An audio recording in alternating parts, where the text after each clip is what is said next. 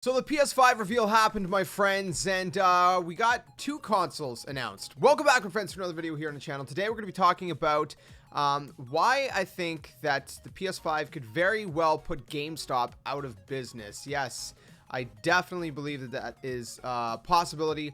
And just next-gen gaming as a whole, and you would think it would be the opposite, right? You'd think that next-gen gaming would give GameStop business, but we'll dive into that in just a second. Really quick, if you guys missed the event, PlayStation announced the brand new PS5 console. They showed it off with a bunch of new games, which the games look amazing. I like the console design personally. I think it looks really good. I'll throw it up on the screen right now if you guys haven't seen it. But I like it. I really do like it. It has a very kind of futuristic feel. I feel like it's kind of what we envisioned, the PS4 kind of looking like. And then, this is kind of the direction they went with the PS5, giving it this kind of like strange futuristic look. I don't know. I really like it. The kind of, white and black contrast I think is really, really nice and all that. Unfortunately we don't have a price. We don't have a release date. But what we do have is we have two consoles, as you guys can see. So if you don't know why there's two consoles, basically one of the consoles has a disk drive, optical drive, and the other console is all digital. So kind of like what Xbox did with the Xbox One S, where they had an all digital version that removed the disk drive. Sony's doing that with the PlayStation 5, and you could assume that most likely, in my opinion, I think Xbox is going to do the same thing. I think Microsoft's going to do the same thing with the Xbox Series X. It was kind of speculated that there was two versions for the Xbox Series X and two versions for the PS5. And most people were thinking that those two versions were going to be, one was going to be more powerful or something. But now it seems, well, at least for Sony's side of things, it's clear that one of them is actually an all-digital version. Now for Xbox, for Microsoft, I think it's going to be the same thing. I think we're going to have an all-digital version, especially since Microsoft has already done this with the Xbox One S. And the all-digital version is kind of enticing, right? Because you can save a little bit of money. You can go all digital. Unfortunately, you don't have a disk drive, but I mean, if you're saving a few bucks, I mean, that could be a full game. Maybe two games depending how much you're saving. With the Xbox One S, the difference was a $50 difference. So the Xbox One S was $299, about $300, while the Xbox One S all digital was $250. So is it going to be about the same thing with the PS5? A $50 difference, a $100 difference? I don't know. Obviously, we don't have the prices yet. We'll have to wait till we actually get an official release or official word from Sony on the pricing of these consoles. But the other thing is that I think what's going to entice people even more is that I'm really hoping that these consoles are going to be affordable, but I have a feeling that they're going to be pretty pricey. I mean, you got technology like 3D audio, ray tracing. I mean, these are not, cheap consoles. These are not cheap pieces of hardware. There's a lot of tech in them, a lot more tech than we've obviously ever seen in any other console, which is why it's a new console generation. And because there's so much more new tech, that's kind of a pricey thing, especially the GPU wise. There's an SSD. SSDs are typically more expensive than normal hard drives, hard disk drives. And so you put all those into account, and you can really hope that these consoles are going to be affordable. But realistically, are they? There was a leak actually on, I think it was Amazon UK or something. It was a European site anyways, for the PS5 listing. I think it was listed at like 599 euros, which I did the conversion. If you convert that to like Canadian, it's around $900 Canadian, which is probably about $700, maybe $750 USD. I don't know. That's just a leak, so I don't know if that's going to be the official price. But if it is the official price, right? If it is going to be an expensive console, then that's going to be even more reason for people to want to, screw the optical drive. Let's get a cheaper version, and if we get a cheaper version, save some money and just go all digital. The other thing is on Sony, on PlayStation, it's not like this on Xbox for some reason, but at least here in Canada, I don't know about where you guys are, but there's no taxes on digital games, so it's just a flat price. So where I'm located, I'm saving like $10 per game by getting them digitally. So that's another reason it could be, enticing to people. Now, why do I think that's going to put GameStop out of business? Well, think about it. If people get all digital all digital consoles and have no reason to buy games at GameStop, that's a huge chunk of GameStop's business. Sure, you still got the consoles. You got things like, like toys like Funkos and Pokemon cards and things like that, board games. They've been selling a lot of stuff like that. But you got to take into consideration the fact that GameStop has already been struggling for quite a while. They've been on the brink of collapse, essentially. And it almost seems like a recipe for disaster, right? You got this pandemic going on. It's already giving most businesses a huge hit, right? It's taking a huge hit on the economy. You know that that's going to factor in and damage GameStop, right? That's gonna, it's damaging all businesses. So you mix that with the fact that these consoles may be, you know, pricey. People are going to want to try to save as much money as they can. Factors on all digital consoles, going to be cheaper. You might as well go, you know, just go for all digital. You mix all that together.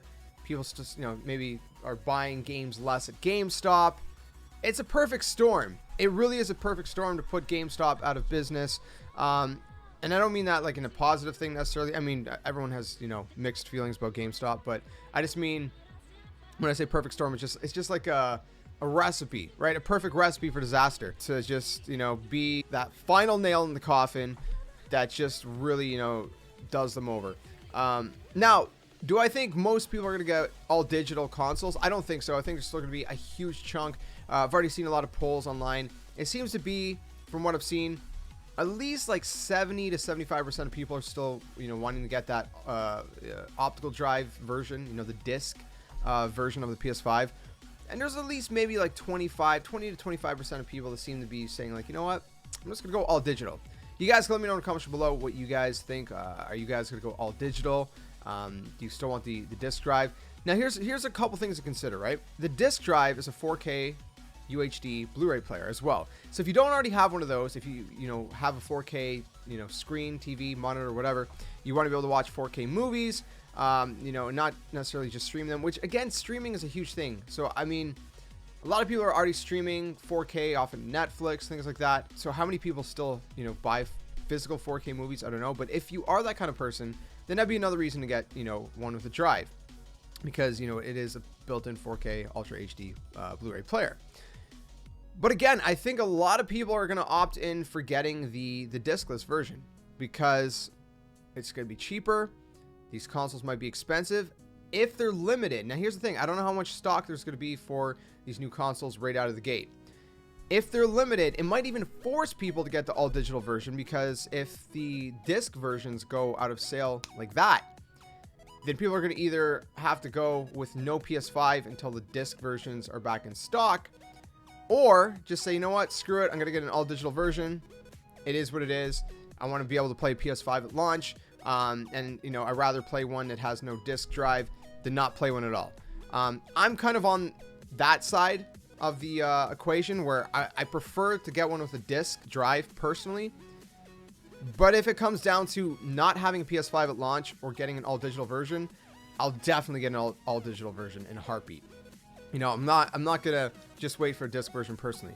So I'm on that side of things, and I can see that happening depending on how much stock Sony has. So there's a lot of factors that kind of play into this, right? And again, like, it's almost like the perfect storm where GameStop's already struggling. You have a pandemic that's already damaging businesses and the economy. You throw in the fact that there's all digital consoles like the PS5 announced, and most likely, it's not official, but I'm pretty sure Microsoft's going to do the same thing with the Xbox Series X. I'm pretty sure it's going to be two versions. There's going to be, you know, a disc version and an all digital version. There's already been a huge push to digital content with this generation. I myself have seen myself going from starting off the PS4 generation buying all discs to all of a sudden going all digital for two reasons. Number one is game sharing, which hopefully PS5 still has that.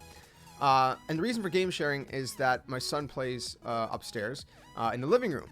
And so instead of buying games twice, I just game share. And, you know, if I was to buy a disc version, a physical version of the game, I couldn't do that. So I've been going all digital for that reason, as well as the fact that I saved myself like $10. Again, depending on where you're from, there's no taxes on PlayStation. And, you know, I'm in Ontario, Canada. We have like a 13% tax.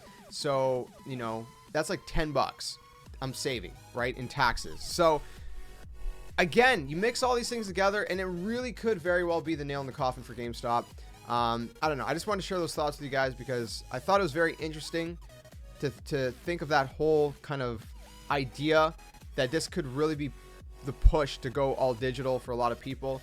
I don't think discs are going to be obsolete quite yet. Maybe by PS6, who knows? I don't know. But like I said, we've already seen a huge push with all digital content with this generation. A lot of people have been buying games digitally a lot more. I think that has spiked drastically.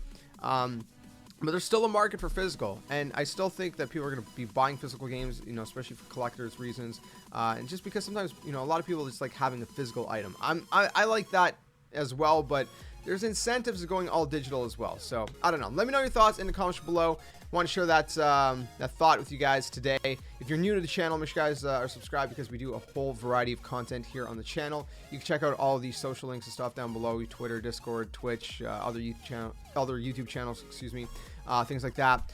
But let me know. Are you gonna buy a PS5? You're gonna buy an Xbox Series X? And if they both have a physical version, a disc version, and an all digital version, which one are you guys gonna get? Which one do you plan to get? All digital, or do you want that optical drive? Let me know in the comments below. Thanks for watching. I'll see you guys very soon. Hopefully you guys are safe and staying well. Until next one, my friends. Game on.